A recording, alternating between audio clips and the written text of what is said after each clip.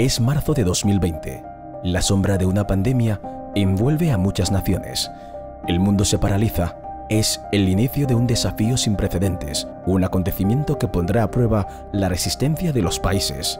Nace la mayor amenaza sanitaria que ha tenido que afrontar la humanidad desde la mortífera gripe de 1918. La COVID-19 paraliza la economía, las instituciones sanitarias se colapsan, el coronavirus obliga a confinamientos masivos y lleva al mundo a una situación de extrema incertidumbre. Pero, en medio de la adversidad, emergieron héroes anónimos que dejaron un enorme sentimiento de humanismo que trazaría el camino hacia el fin de la COVID-19.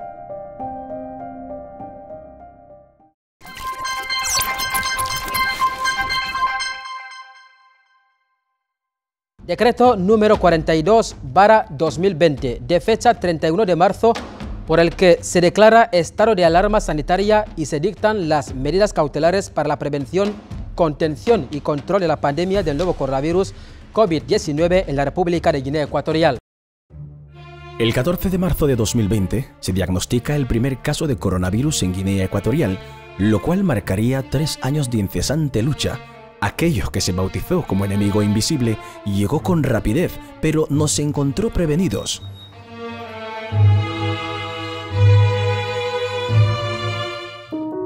El 27 de enero de 2020 se crean los comités político y técnico de lucha contra la COVID-19.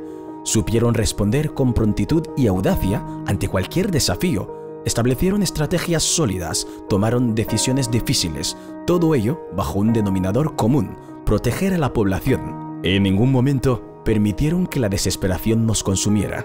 Yo creo que es la manifestación de un trabajo en equipo, básicamente.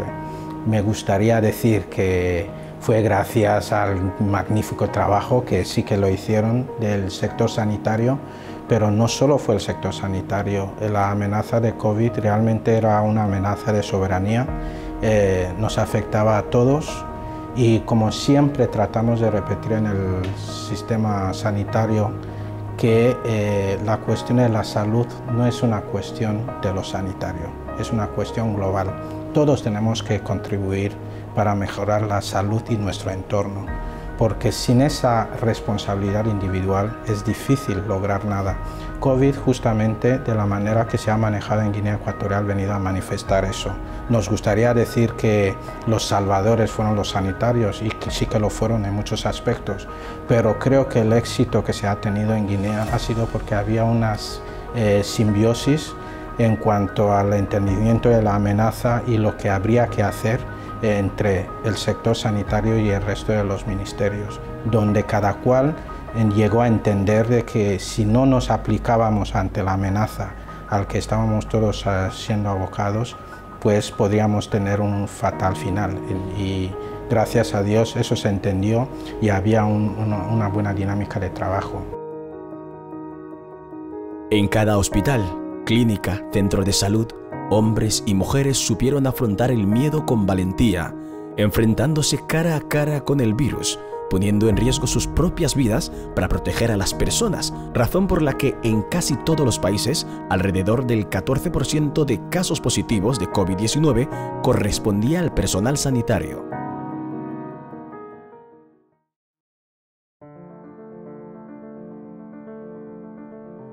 Entender que a nosotros nos tocaba, que éramos los soldados en esta guerra, entender esta realidad nos obligaba o nos imponía el hecho de ponernos al frente, porque si la guerra fuera de otro tipo, entenderíamos que les tocaba a otros soldados, pero en este caso nos tocaba a nosotros y obviamente que no iban a ser los carpinteros los que se pondrían al frente.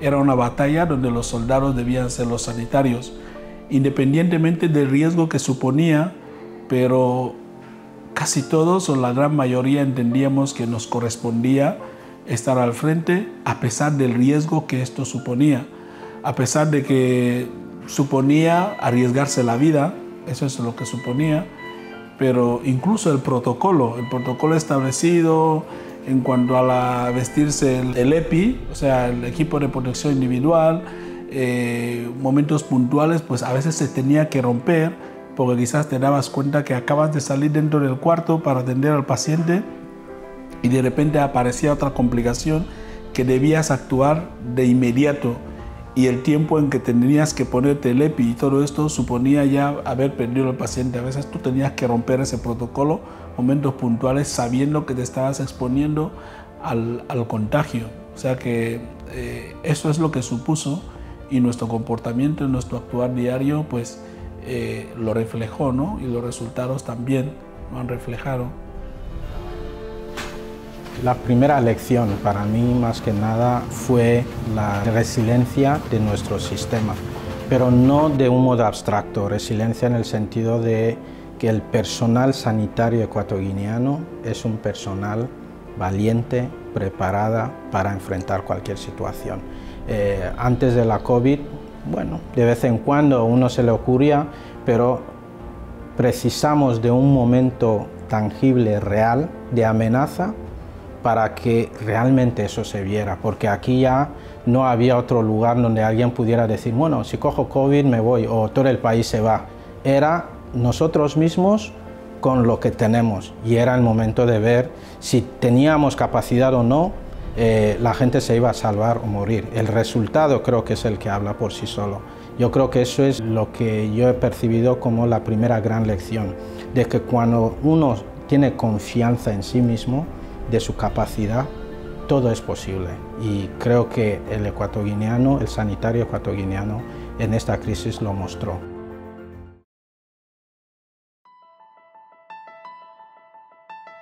Pero no solo en el sistema sanitario se encontró la lucha contra la pandemia, tampoco en la fuerza política, sino también en el compromiso del pueblo.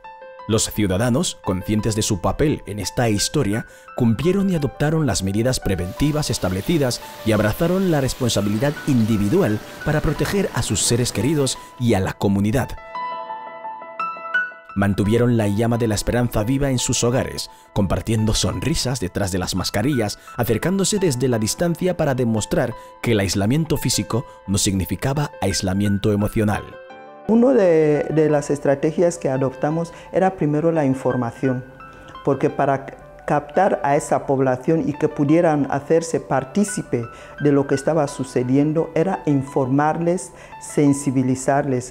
Entonces empezamos trabajando con grupos a nivel de las comunidades, empezamos a trabajar a nivel de los medios de comunicación social, que fue un aporte muy importante, porque gracias a ello y haciéndolo en los diferentes dialectos a nivel nacional, nosotros creemos que conseguimos que la población se involucrara, que fuese partícipe, que era lo que más nos interesaba, que ellos conocieran la veracidad de que existe esa enfermedad y que después que asumieran la información, las medidas que el comité les hacía llegar. Al principio, como te decía, lo tuvimos un poco difícil, pero después cuando conseguimos informarles, sensibilizarles, la población se involucró, porque al principio decíamos, mira, el gobierno ha puesto su parte, el comité ha puesto su parte, la otra parte que faltaba para que saliéramos adelante era la respuesta de la comunidad. Y en el transcurso de la pandemia vimos cómo esa comunidad se involucraba y aceptaba, y por eso, no voy a decir creo, estoy segura que por eso conseguimos los resultados que tuvimos, porque todo el mundo al principio de eso apostábamos que la sanidad nuestra no estaba suficientemente formada para hacer frente a eso, pero nosotros creemos que gran parte de eso fue gracias a nuestra comunidad.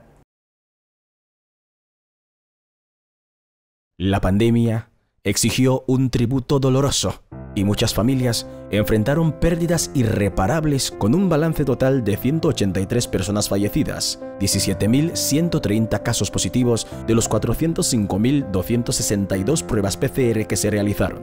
En el país también se registraron 5 oleadas importantes. La primera, del 12 de abril al 7 de agosto de 2020.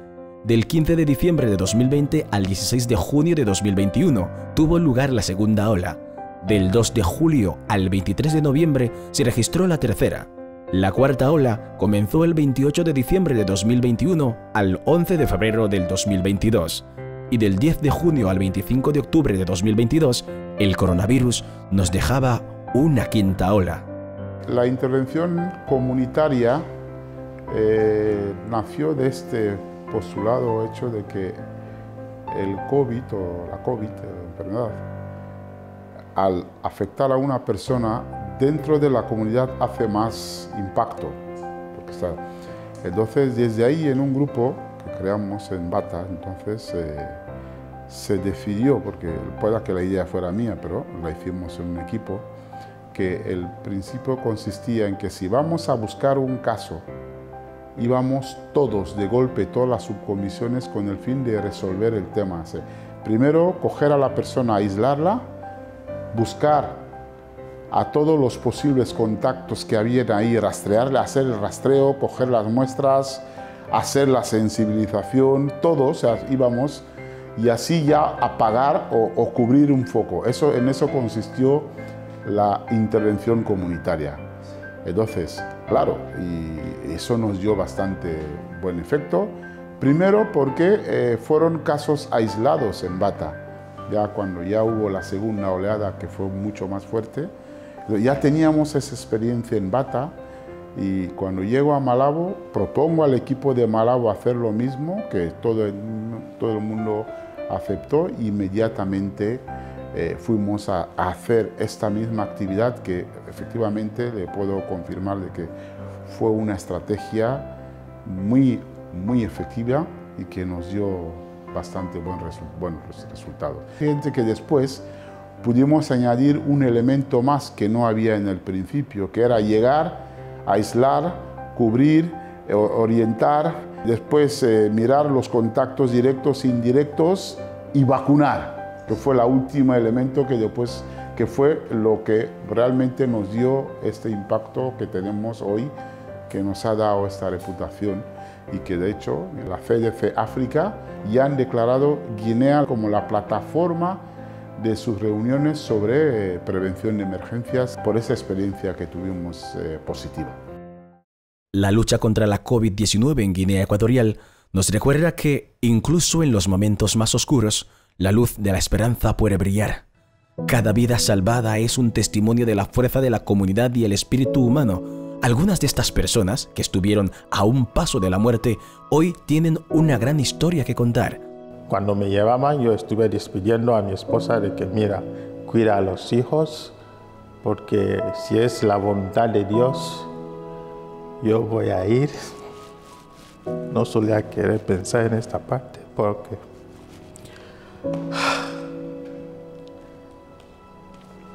solo que no era un montaje. Yo veía a mi muerto así, de que quizás no voy a volver a ver a mis familias, pero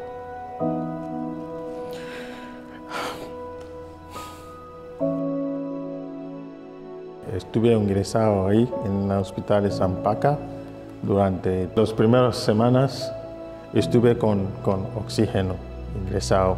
Después de ahí, yo creo que la siguiente semana, por ahí es cuando me quitaron el oxígeno, poco a poco empezaba de recuperarme. Y todas las sanitarias que estaban ahí, no he tenido ni quejas. No voy a decir de que incluso la moza que estaban ahí eran amables, vienen hablando conmigo, así. Entonces, agradezco a todo el mundo. Así que no hay un sitio donde voy a decir de que aquí había fallo. Es una enfermedad que lo podíamos haber prevenido. Yo prácticamente que no sé dónde lo cogí, pero lo he vivido y lo he pasado muy mal, porque pierdes el apetito, no tienes ganas de nada, porque yo lo único que pensaba es decir, Señor, líbrame de esto porque no sé si podré salir. Había noches que, según me contaban ellos, que estaban preocupados, que no sabían si iba a amanecer. Gracias a Dios, eso ha pasado, porque puedo pasar todo el día contando mi historia de COVID, pero lo he pasado mal. El COVID se pasa mal y he salido, gracias a Dios, al sistema sanitario, a nuestro gobierno, porque ha estado detrás apoyando a todo el mundo para que podamos sobrevivir del COVID, y lo hemos sobrevivido. Ya ves cómo es, ¿no? Los sanitarios me trataron pero de maravilla. Todos venían bien equipados, con sus guantes, a veces 2 veces al día, 1 vez al día, preguntaba si comía bien, si me iba al váter, si tal. Y también me trataban como si fueran psicólogos, en tranquilizarme. Es decir, que no, aún con todo que no tiene síntomas, no hay motivo para preocuparse. De verdad muy agradecido por la forma que me trataron. Los sanitarios fueron muy profesionales para conmigo. Nuestro comité político y técnico va a tener las armas para poder enfrentar y erradicar la pandemia del COVID-19.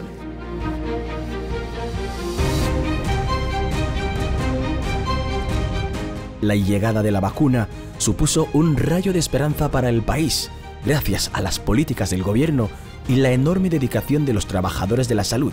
A través de una logística meticulosa, la cobertura vacunal llegó a abrazar hasta los lugares más remotos del país y miles de ecuatoguineanos recibieron sus dosis de protección. La primera adquisición del gobierno de Guinea Ecuatorial fue de unas 20.000 dosis, seguida de una segunda adquisición que posteriormente ascendió a unas 500.000 dosis. A todo eso se suma también la muestra de solidaridad de países amigos como China, quien efectuó una primera donación de 100.000 dosis que después reforzaría con unas 200.000 dosis. El gobierno de Egipto también extendió su mano amiga con unas 10.000 dosis más. Guinea Ecuatorial fue uno de los países del continente africano en adquirir y comenzar con el proceso de inmunización, que estuvo acompañado por importantes campañas de movilización y participación social, provocando de esta manera una masiva participación comunitaria. Tras 3 años y 3 meses de lucha incansable, entre lágrimas, sonrisas, desafíos y logros, llegaba el día tan esperado. El 5 de mayo de 2023, la Organización Mundial de la Salud declara el fin de la COVID-19 como emergencia de salud pública internacional. Yesterday, the Emergency Committee met for the 15th time and recommended to me that I declare an end to the public health emergency of international concern. I have accepted that advice. It's therefore with great hope that I declare COVID-19 over as a global health emergency. However, that does not mean COVID-19 is over as a global health threat.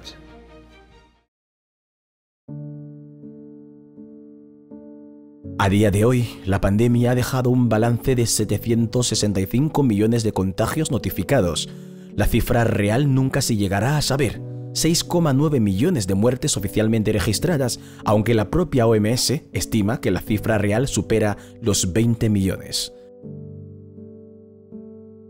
La COVID-19 fue más que una crisis sanitaria, fue un viaje de autodescubrimiento y una demostración conmovedora de que la humanidad puede florecer incluso en circunstancias más difíciles.